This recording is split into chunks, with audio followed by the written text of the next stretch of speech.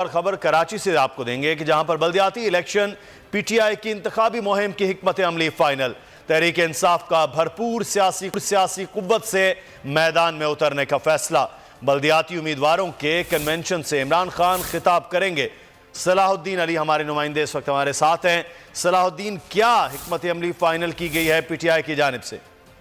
ہاں جی بالکل، پاکستان تحریک انصاف کی جانب سے جو بلدیاتی انتخابات میں بھرپور طریقے سے جو ہے وہ حکمت عملی تیار کی گئی ہے، جس میں ان کا کہنا ہے کہ اب جو ہے وہ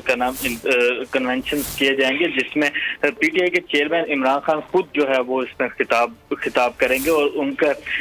کراچی آمد تو متوقع فی الحال نہیں ہے، لیکن اگر وہ نہیں پہنچے تو ان کو ویڈیو لنک کے ذریعے جو ہے عمران خان ان کنونشن سے خطاب کریں گے۔ اور اس سلسلے میں جو ہے پی ٹی آئی جو ہے خواتین کے ورکرز کنونشن بھی جو ہے وہ الگ سے ان کا انعقاد بھی کیا جائے گا، اور اس حوالے سے جو ہے باقاعدہ اب پی ٹی آئی کی جانب سے ایک حکمت عملی بنا لی گئی ہے، تاکہ جو ہے بلدیاتی انتخابات جو کراچی اور حیدرآباد ڈویژن میں ہونے جا رہے ہیں ان میں بھرپور طریقے سے جو ہے وہ کامیابی حاصل کر سکیں۔ جی